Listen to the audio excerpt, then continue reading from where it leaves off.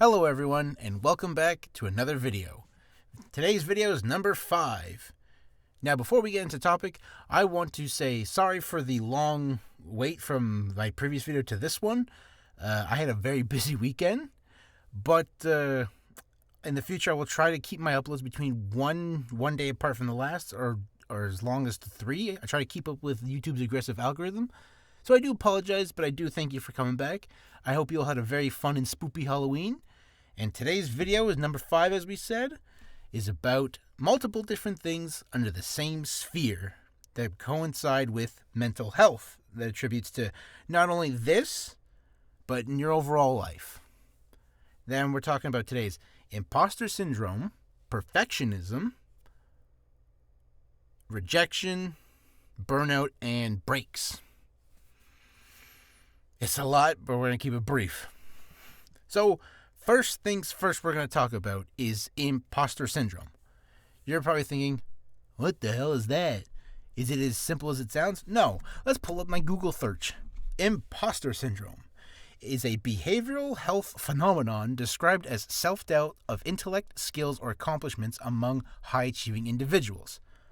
I did not read that last part. But still. So, you understand that it is self-doubt. And if you've ever experienced it, you know what I'm talking about. If you don't, but you know someone who has, maybe you can sympathize or empathize with them and know what it's like. And if you have dealt with it yourself personally, you know it hits like a truck. What kind of truck? That depends. It can go from sizes to a pickup truck, to an ice cream truck, to a dump truck, to a garbage truck, to those ones they use in Alberta with those big-ass dump trucks and they just smash you, to something as large as a meteor hitting you. And now as you can see on my screen, you see this says, number 2 Dante. This is a character I wrote. And why does this pertain to imposter syndrome? So, as you probably already read, is this character is a very, it says right here, very cocky, arrogant, and confident. That is nothing like me. I'm arrogant and I'm stubborn sometimes. Who among us aren't? But confidence is something I lack a great amount of. I am like a weasel without a spine, is the best way I could describe myself. But I'm working on that ever so slightly. And I hope one day I have enough courage and confidence to say what's on my mind without, worrying about the repercussions or whatever. But I digress. So, where does imposter syndrome go into this was when I was trying to read this script I wrote myself, or this character, these lines, excuse the horrible writing by yours truly. You'll hear and see that a lot in the future. No matter how hard I tried when I was recording myself, I sounded the same every single time. I sounded either very blasé, very normal, or very just like unenthusiastic. And I was looking at videos. I'm like, how to portray confidence, how to exude confidence, how to do this. So a couple things here and there I saw from YouTube videos. I caught clips from movies and TV shows. One TV show in particular that came out that actually helped a lot in this was The Blacklist, which I've watched a couple episodes. Pretty good show. And it was kind of nice. And I tried going from what I learned from the little snippets of episodes or YouTube videos they have. And it did kind of help, but I still wasn't hitting it. Not only was I not getting what I wanted, I also felt like I wasn't doing a good enough job. So then I was like, okay, maybe we should switch to something else. So I tried a different line. Maybe I went to like this one. I went, ooh, this. Oh no, it sounds the same. It sounds stupid. Or I sound horrible. And that's when it hit me like a meteor. It just struck me like a bolt of lightning from Zeus. Just, and I was like, oh.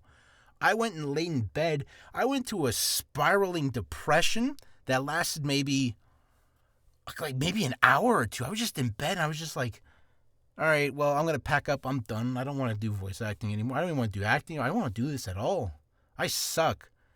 So, as I curled up into the fetal position into my bed, wallowing in my despair, giving up, losing hope, and exhibiting imposter syndrome, as well as trying to perfect it, or not perfect this, nail this, but in my perfectionistic ways, which we'll talk about next, or after this when I'm done rambling, is that I couldn't amount to it. But what I forgot, or what I didn't realize, is that sure, I suck at this now, but if I practice on something else, like like this or this or this or this or this or this or this or this or this or this, I would get the confidence from something simple, then baby step my way up, and then I felt better. So what I ended up doing was, when I came back after like an hour of I just came back and I was in this really bad place. It was still the same day, still the same afternoon. It was just an hour later.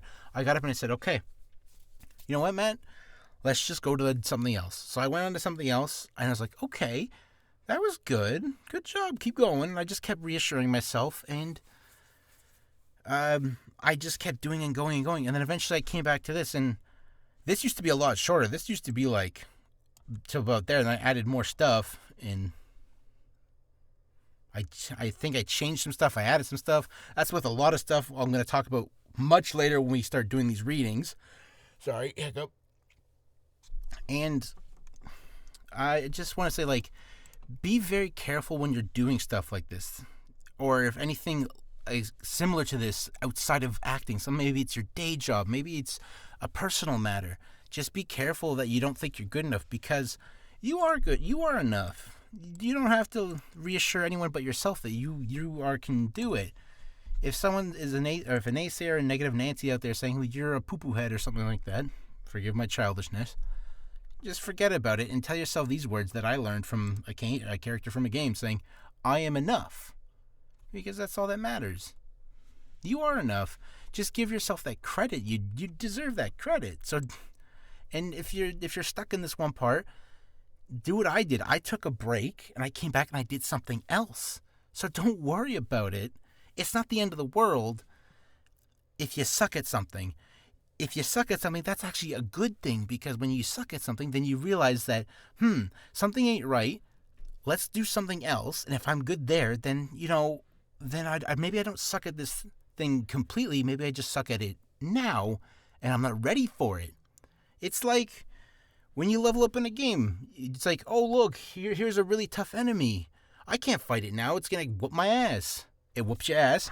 You go fight you start from level 1, go to 2, 3, 4, 5, and oh, look, you're the same level as the enemy. You whooped its ass now.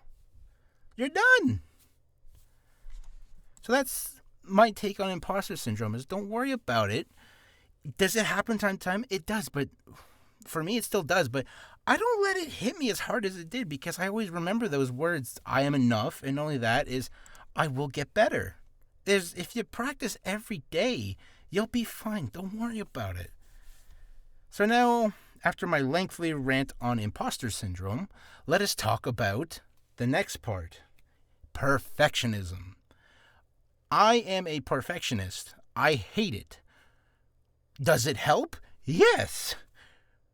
Why do I hate it though? Because I'm never fully satisfied with something. I could do something so like mundanely basic and like it could be like, stack these blocks by color and number of 1, 2, 3, red, green, blue, and I'll do it. And then it's got to be the OCD and the perfectionist in me has to be 100% aligned. It's got to do this, and I always take that. I do it to everything else. It has to be perfect.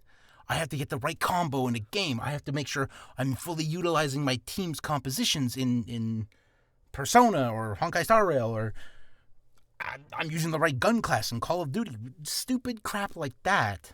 Like, it's honestly, if I can put it just very bluntly and very briefly, because I want to touch very shortly on this, perfectionism is a trap. And why is it that? Because there's no such thing as a perfect role or a perfect take or as a perfect person. We're all flawed in our own ways. So don't worry about it. Don't worry about perfectionism, and it's something I'm always working on because, well, like I said, I'm a perfectionist at natural or nature, and I hate it, but at the same time, I kind of like it. Excuse me. So, that was not really well explained or articulated, but for the sake of saving time, let us move on to the next part, rejection. And in part to that, we're going to say not taking it personally.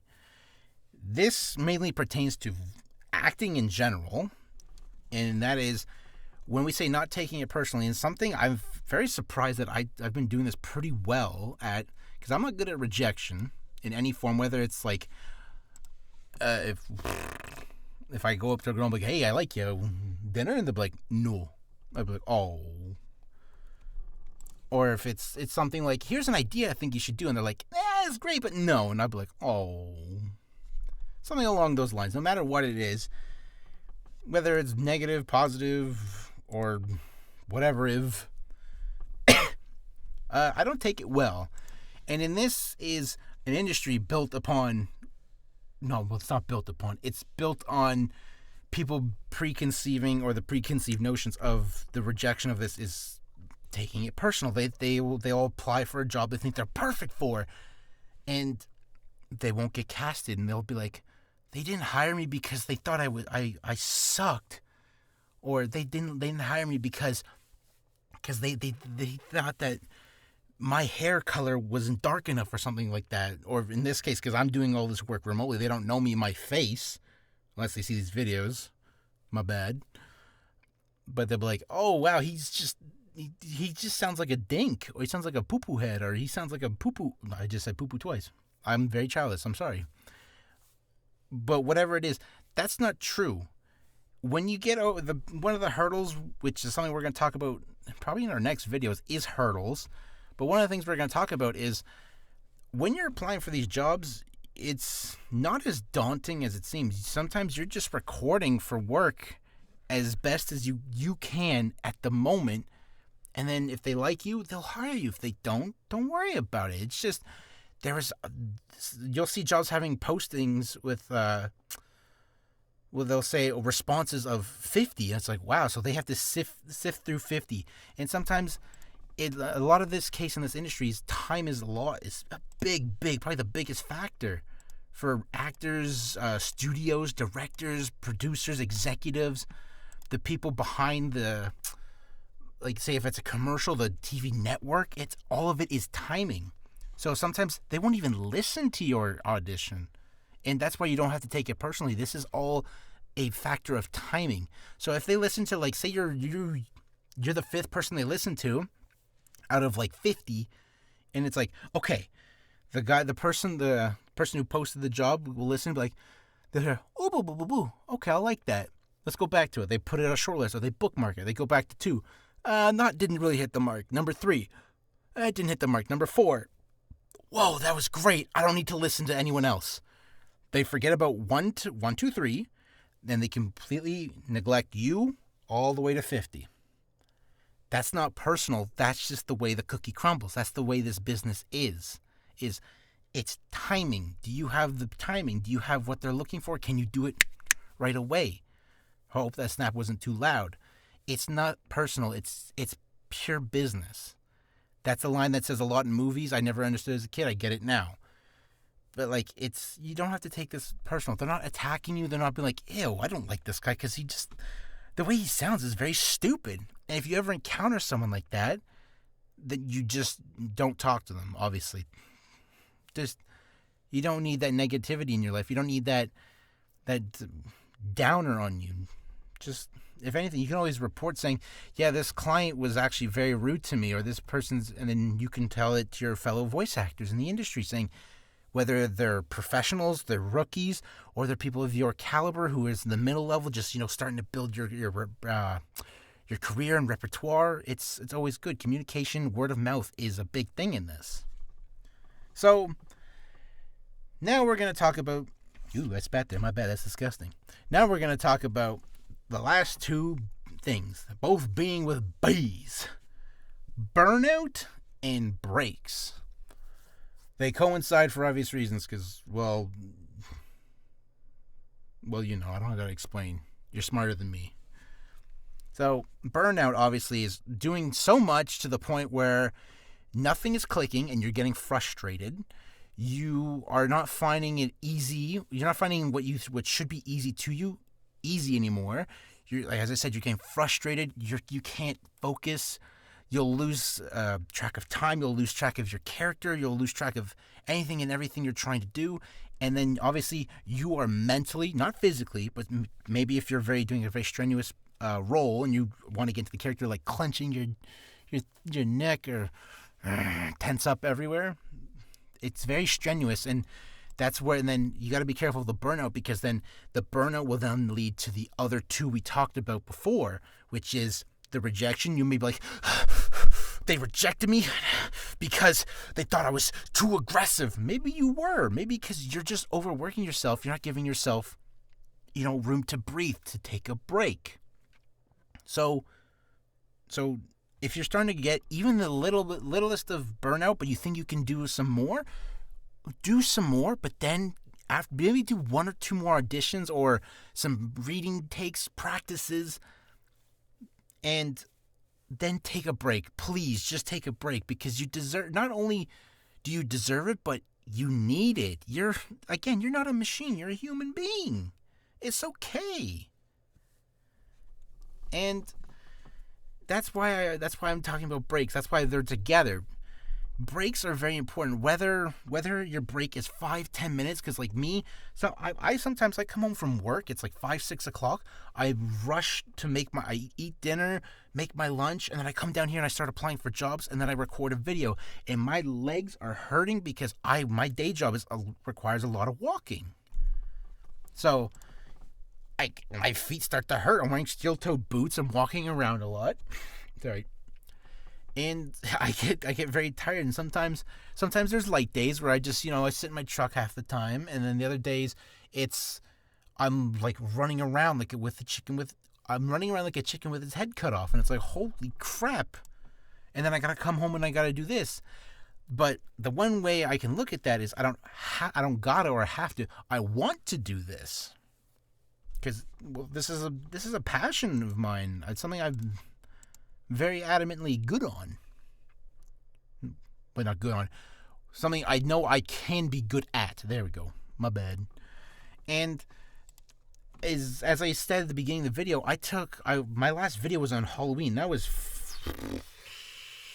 4 days ago? Yes, 4 days ago.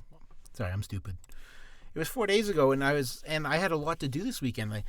I was hoping to get out of work early on Friday, but I didn't because there was extenuating circumstances, and I was like, okay, no problem. I'll come home. Friday, I had to do some work around the house. Then I had to help with my family with some personal stuff, and then that bled into from all of Saturday, except for the evening, at which point I was exhausted, so I relaxed. I just played games on my computer. I just took it easy. Sunday, I woke up, made breakfast for the family, and then helped around the house some more. Then Sunday evening came, and I had to get ready for work the next day. By the time it was done, it was like 7 o'clock. I was like, okay, you know what? I could record a video. I could apply for some jobs. I could do some practicing. Or you know what? Maybe we can just extend this break just until Monday. You deserve that much to yourself. You got to give yourself that credit. I know you want this, but you're not going to be any good if you're going to be frustrated, fed up, or in that like stubbornly arrogant mood that I know I can be in. And that's okay. That's why I said, okay, you know what? Let's just take a break. Let's play some Persona, and let's have some fun. And that's why I implore you to take breaks. No matter if it's a 5-minute break, no matter if it's a 10-minute break, even if it's a 1 hour, even if it's a 1 day. But I do want to say, do not take really long break. Don't take like a month-long break or even a week. Don't take longer than 3 days.